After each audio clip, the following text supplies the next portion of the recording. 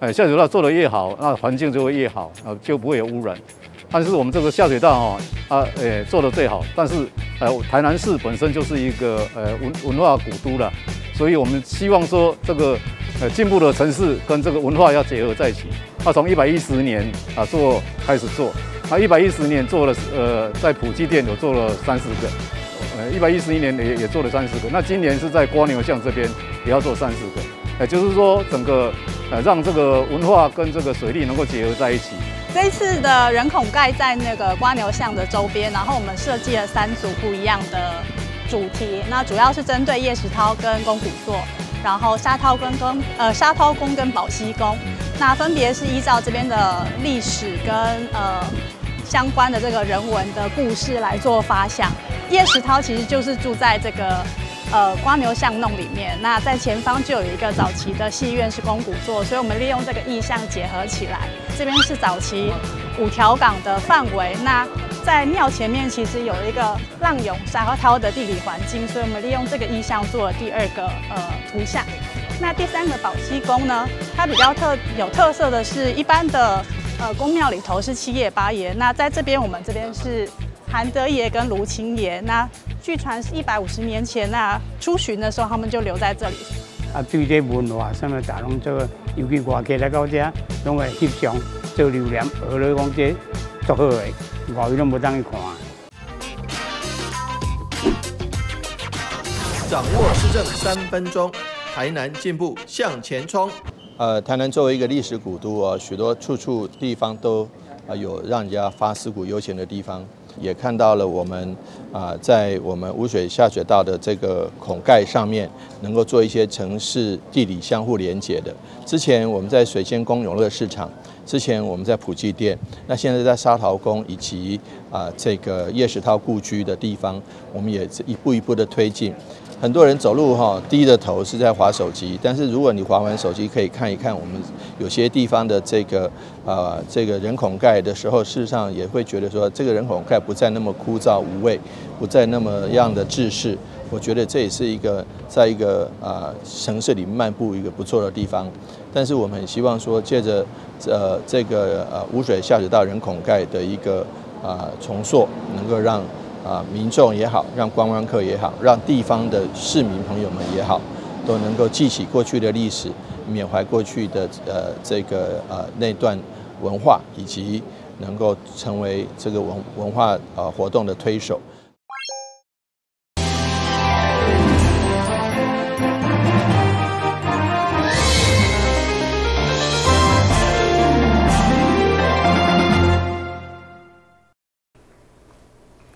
你好，是各位欢迎收看8月15号的中嘉台南电影新闻。因为全国幼教工会接到民众陈情讲，台南某一个国中附设幼儿园怀疑管教无适当，结果校长却指示希望卖调查、卖立案来处理。对此，议员王家珍接受陈情，召开记者会关心，会中教育局回应，该案绝对会重新调查。透过议员王家珍甲全国幼教产业工会出的影片，明显看到幼儿园的幼儿去由老师来揪下涂骹，依序不同的管教。不过后来伫个校方的研商会议进前，搁再传出校长依序落指导期，希望以卖立案来结案，互议员甲全国教师产业工会相当的不满。我们把这个资料做起来，然后我们的结论是，就是说改善的这个。我们的结论是，尚未构成不当管教条件。你就是你向他通报的时候，然后就结案。了解吗？好，这是行政作业。好 ，OK。我们的录音档听得清清楚楚，直接就把它和谐掉了，就结论就出来了。那大家现场就一片这个欢欢喜喜，没有不当管教，不需要再所谓的召开会议了。我是很遗憾的，各位请清楚记得我的用词。王家珍议员没有说这已经是不当管教，可是你看到你们碰到这样子案子的时候，我的标题在问各位教育局，你告诉我，校安是让校长安还是让孩子安？现在这样子的现况，孩子安吗？监视器已经拍摄到老师拉扯孩子使孩子跌倒的画面。那据我们所了解的是，老师是说，因为孩子推挤同侪，老师做出制止，然后将孩子拉离出来，孩子不慎跌倒。可是按照讲说，我们应该都知道，孩子如果只要跌倒了，他不小心跌倒，我们是应该马上帮他扶正。可是我们已经在影片当中看到了，孩子坐在地板上几秒了，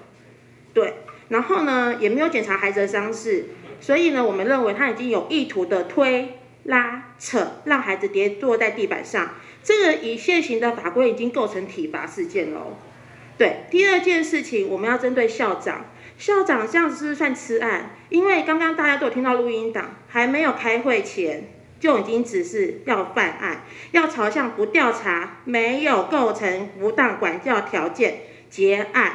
那狮子也在协商会议的时候也暗示委员，我就是要按照此方向。而且当议员接到真情的事件，下午邀集市府教育加社会局官员召开记者会时，家长嘛因为产生未接的压力，只能透过工会老师来表达。家长给我的讯息是，从昨天的下午一直到今天的早上，学校的老师以及校长都登门拜访过他们了。那也让家长越来越不确定，说自己是不是可以出席今天的这个会议的。所以其实家长的心里是充满了不安的。那我们觉得做错这件事情的人并不是家长，不应该让家长承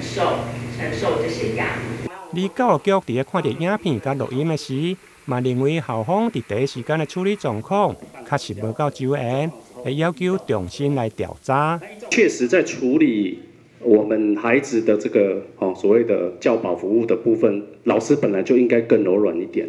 那在处理事情方面，不管是认定结果如何，当下的反应跟对后续孩子自己的这个教学职能的提升，这个本来就应该校方跟我们的这个老师都应该要精进跟努力。确实这一块是要有检讨的，就是我们也这几天看到了这个影片的部分，那也看到了相关的证据或内容。当然这些资料我们有马上在做检视，检视完之后，我们觉得学校对于当时候处理过程，包括程序跟认定的过程，我们都觉得有不周妥的地方。既然有不周延的地方，那我们就要求学校立即重新再做调查。那我们会要求他开完这个校事会议，重启调查完之后1个月，必须把结果送来教育局。我们一定会对这个案子用这个方式来处理。而市府社会局伫咧接到消息以后，嘛有派社工甲家防中心来访视。目前囡仔甲家长阁算是稳定。如果家长需要任何的社会福利相关的协助，社会局嘛一定会斗相共处理。台南新闻林根采访报道。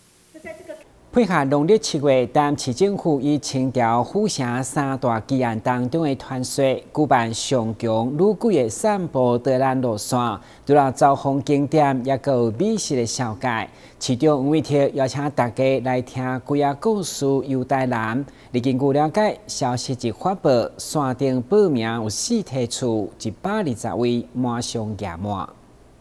台南因为是台湾上早开发，所以充满侪民间故事，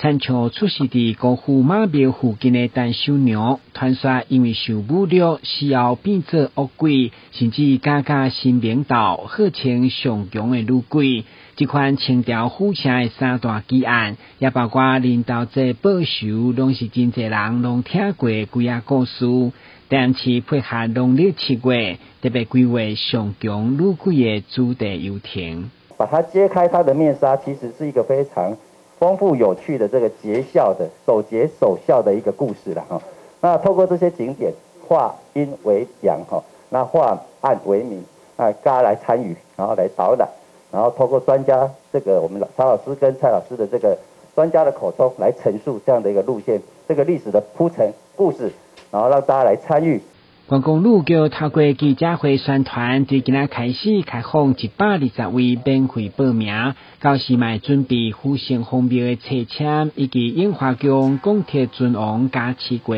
平安符作为参加礼，让每一位参加的咱民众伫几月出入平安。市长嘛要请大家来听几啊故事游台南。你要说7月不能有恶鬼哈，所以说你看完了最强女鬼之后，要祭一祭五脏庙，好，看完了这几个庙之后，要祭一祭五脏庙，所以来享受在孔庙周边的一些美食，我相信一定是非常好的事情。所以7月来台南一点都不难。这款要招大家来试胆量的主题游艇记者会发布，虽然到9月8号才杂志，不过根据了解，消息就发布试提出120位名额马上届满。今日新闻军集采访报道。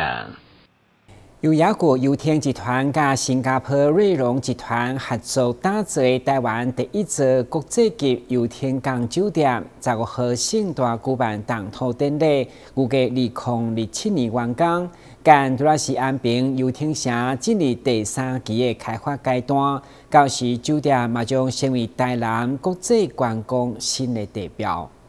由雅国游艇集团甲新加坡悦荣集团合作，拍算开26亿所打造的安平港国际级度假酒店。除了宣告安平游艇城将进入国际饭店的第3期开发，也是全台湾第一座国际游艇港酒店。15号动土以后，预计2027年完工，要向全世界游客展现台湾安平的吸引力。悦荣集团呢跟雅果游艇的合作呢，希望可以带动整个台南市的观光发展，不只是发展国旅游。以后呢，因为我们雅果游艇呢在跟国际接轨的同时，希望可以带动整个台南市把外国人也带进台南这个地方。那以后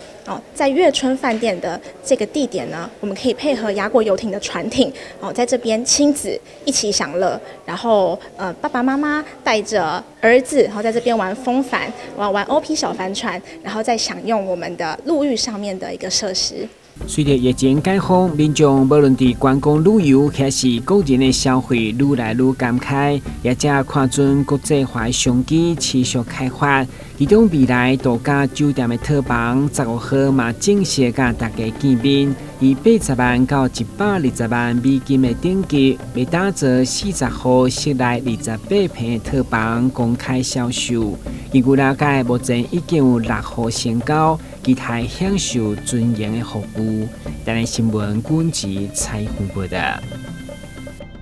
一般地形软拢是2000甲2000清清楚楚，不过因为2000较松软，容易更贵，所以业者利用技术将2000甲2000混合做伙。几年软虽然看无2000，不过却食会到2000的营养，而且也因此得到新型的专利。位伫安平建平路一间茶叶蛋专卖店，每工头家拢无用咧煮茶叶蛋，而且一煮阁毋是1、2鼎。现场准备了7、8鼎，因为整个过程不但搞工，而且阁真费时。当新鲜的茶叶蛋被芳香倒，虽然外表甲剥壳以后的茶叶蛋，甲一般的茶叶蛋并无啥物无同，不过当切开一看，却发现无2000。唔定茶叶蛋安尼，连水煮蛋嘛同款。原来这是经过业者的开发，而且阁得到混合蛋的结构新型的专利。我会研发无纺茶叶蛋，最主要的原因就是因为我爸爸他是老人痴呆症，而且每一个人每天都需要吃蛋去补充蛋白质。爸爸吃蛋的时候都会噎着，就是一盖给一个我嘛惊一个然后就想说，如果把蛋黄蛋白就像咱卡线人赶快改靠这会，他就可以吃到整个蛋的营养了。所以我还可以慢慢去找机械，去找的这可以利用离心力的原理，把整颗蛋在蛋黄不破坏的范围之内，把蛋黄跟蛋白利用离心力的原理把它做混合，所以我们是俗称它叫做混合蛋的原因。然后再加上，我们去年10月份开始申请这个混合蛋结构的专利，刚好到今年的8月1号刚好核准下来了，所以我也希望把这个技术跟大家共享。改天可以大家开课来让大家来共享这个这个无纺的技术哦，在家可以带着小朋友一起做，因为很多小朋友小姐都不喜欢吃蛋黄，把蛋黄都拿掉了，那就没有吃到蛋黄的营养，那就很可惜了。所以我希望大家都可以。把这个技术学起来，在家都可以做啊。如果怕麻烦不想做的话，我们就可以来我这边我们就可以无纺茶叶蛋。因为事实上它不是没有蛋黄，它是看不见蛋黄，而且你可以吃到整颗蛋的营养。业者表示，因平常发现有人食卵的时，无介意食卵仁，加上卵仁较松软，容易来见到，所以才将卵白甲卵仁来揽做伙的念头。食到虽然是卵白的口感。但同款会食到卵仁的营养成分，吸引不少消费者的喜爱。就是没有蛋黄，对啊，但我觉得吃起来就是比较不会那种像那种吃到有蛋黄那种 gay 的感觉。对，所以我觉得这种比较好，价位还可以接受。我就觉得跟外面比的话差不多，没有到很贵。对啊，但因为我觉得是它可以整个都吃进去。像我去外面的话，你还会把蛋黄丢掉，那我就觉得，那这样子整个吃进去，这样比较划算啦。业者表示。当初开发混合蛋的过程，因为离心力掌握无好，容易将卵来摇破。经过8到9月研发，而且申请专利，目前除了有混合结构的茶叶蛋，另外还有水煮蛋。因为卵白甲卵仁混合，所以水煮蛋会呈现淡黄色的表面，因此头家就将伊号名做黄金蛋。台南新闻林根采访报道。先休息一下，马上回来新闻现场。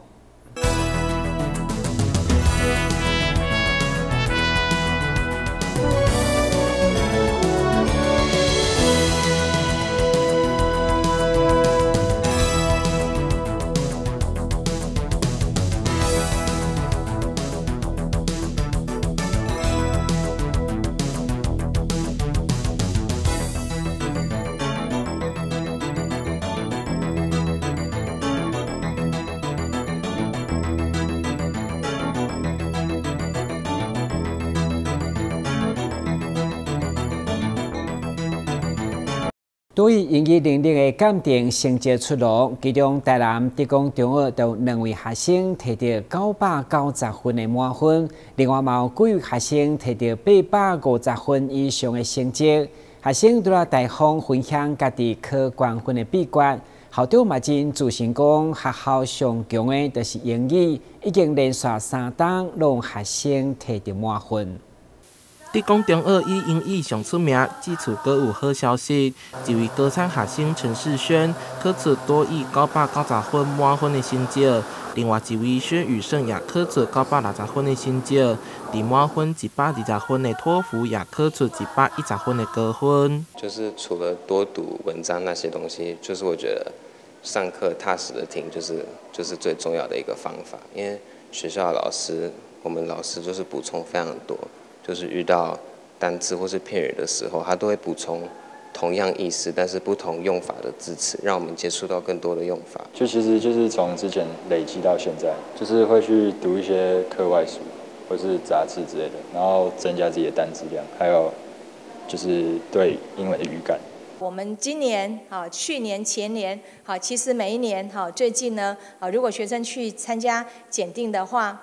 多益呢990的，我们已经连续3年都有这样的一个好的成绩。另外，还有一位国立学生杜瑞优，超水准演出考出多益满分，同时更通过全民英检高级。校长表示，学校推动英语教育将近30档，不管伫升学考试也是英语比赛，表现拢相当的好。